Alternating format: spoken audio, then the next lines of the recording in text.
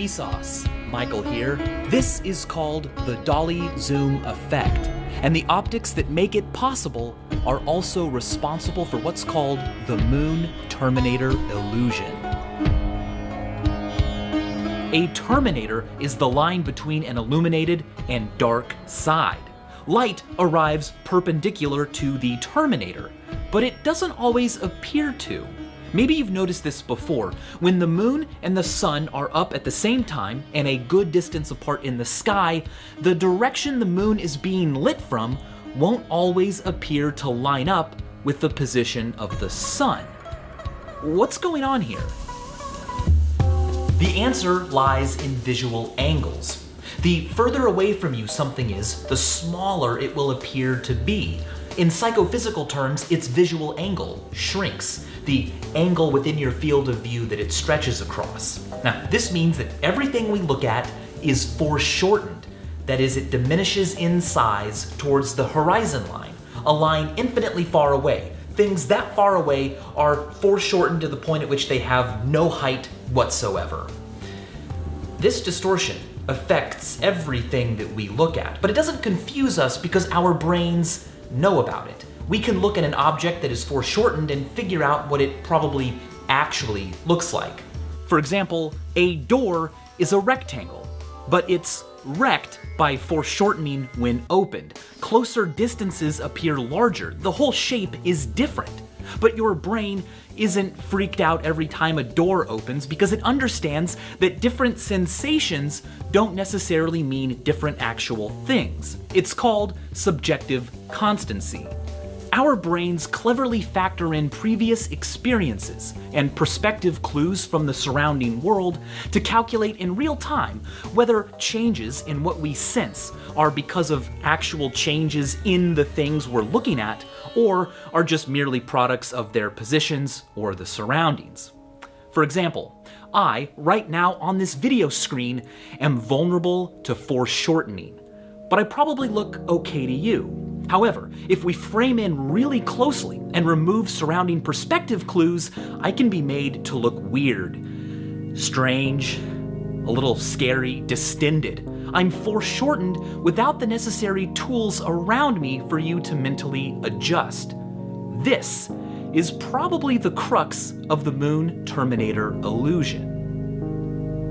Take a look at this. The line where that wall meets the ceiling is a straight line.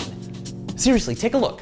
If you look to the left and right, it continues to look straight. And trust me, this building was built with level, straight ceilings, but that's not what your eye senses. A camera will help demonstrate this.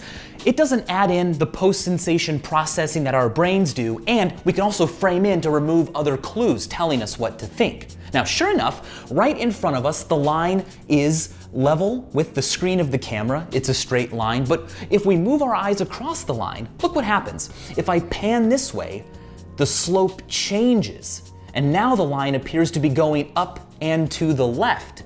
And if I pan this way, the line appears to be moving up and to the right. What's going on here? A straight line can't have changing slope. That's what a curved line does. Just like the curve we think we see between the sun and the moon. But wait, if the line between the sun and the moon is curved because of foreshortening, why don't we see lines like this one as curves? Well, here's a clue. Clues. We know what rooms are supposed to look like. We know how they're built. We have experience with them, and there are other things in the environment helping us. But when you look at the sky, there's not much to help you. In the absence of clues about distance and perspective, our brains assume that whatever we're looking at is equidistant from us, making the sky a sort of dome surface, like a planetarium screen. The only clue we have then is the horizon, but it's a red herring, because the horizon doesn't foreshorten. It's just a place where, due to foreshortening, everything becomes infinitely flat. Brian Rogers and Olga Naumenko demonstrated that these things result in the Terminator illusion by using a planetarium. They projected two dots onto its dome, mimicking our perception of the sun and the moon. They then asked participants to place a third dot on the straight line connecting them. But just as in the Moon Terminator illusion, people incorrectly placed the third dot. They were influenced by a desire to stay parallel to the horizon, as if it was subject to the same foreshortening rules. Our brains also often fail to factor in foreshortening when it comes to crepuscular rays, light beams streaming through gaps in clouds. They appear to converge from a common point, as if the sun is only a few thousand meters above Earth. But of course, in fact, the sun is extremely far away, and these lines are actually pretty much exactly parallel. It's true. They look like they converge for the same reason railroad tracks appear to converge. The visual angle of the distance separating them shrinks the further down you look. Sometimes our brains do the opposite. They assume and consider foreshortening even when it isn't really there. Like in this illusion, where the cars seem to be different sizes, but in actuality on the page are all the same size. Everything else in the image is affected by foreshortening, so our brains assume that the cars are too, and decide that in order for them all to have the same visual angle, which they do, the more distant ones must be literally larger in real life. The rate at which the visual angle of something you are looking at changes as you move toward it or away from it is not constant. In order to cut the visual angle of an object in half, its distance from you must double. That means objects really far away require a lot more movement to have their visual angle changed compared to nearer objects. This is called parallax, and it's a major reason moving allows us to learn so much about depth. It's why stuff on the side of the road whizzes by you as you drive past, while distant features of the landscape appear to only crawl past.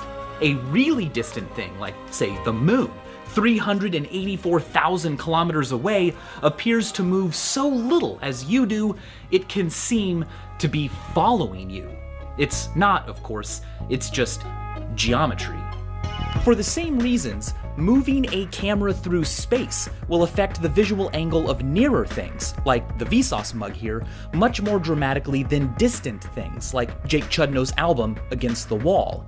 It is barely changing size as we move back and forth. But unlike moving, zooming increases the visual angle of everything equally, regardless of depth.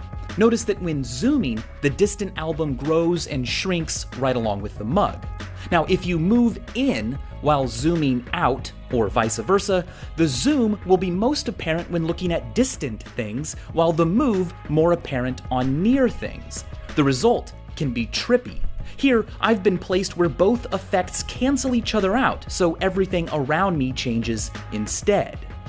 Another great illusion that takes advantage of parallax is the popular star field or hallway illusion. Cover the middle of the video and you'll appear to be moving much faster, but if you cover the edges, you'll appear to be moving much slower. All you're doing is altering the perspective clues your brain receives about movement. The nearer stuff at the edge changes position faster than the distant stuff way ahead. So if you cover the slow distant stuff, your brain only has the faster moving stuff to judge speed from.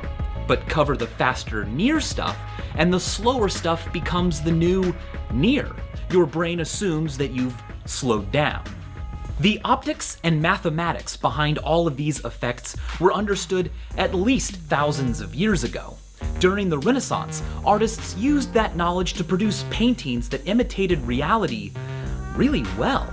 I mean, the perspective is quite realistic. But the Renaissance? Why did it take so long for us to get there? I mean, look at this pre-Renaissance painting. What the heck is going on here? The perspective is all wrong. That's not at all what such a scene would actually look like. Artists and viewers contemporary to works like that saw the world just like we do. They saw foreshortening, they couldn't help but see it. Foreshortening is right there in plain sight. No, foreshortening is plain sight. So, what gives? Were medieval artists all just a bunch of 5-year-olds? No. No, in the sense that the question is wrong. Realistic-looking perspective was used way before the Renaissance. Now, it might not have always been mathematically formal perspective, but foreshortening was understood. Western art went from this to this, not because humans all of a sudden became smarter, but because of a difference in desire. What to us today might look unrealistic and thus bad, was in its time deliberate and popular. The shift to imitating the world mathematically, as if seen through a window, was more about cultural interests in objectivity and the individual than it was about artists all of a sudden becoming smarter. Furthermore, perspective illusions show us that what we think we see isn't always what we're seeing. A child's drawing may seem crude in terms of objective mathematical imitation, but there are other things about the world and our experience of it worth imitating. Teasing out the less plainly obvious to show something personal is sometimes even harder than following perspective grids. Picasso put it this way: "It took me 4 years to learn to paint like Raphael, but a lifetime to learn to paint like a child." And as always, thanks for watching.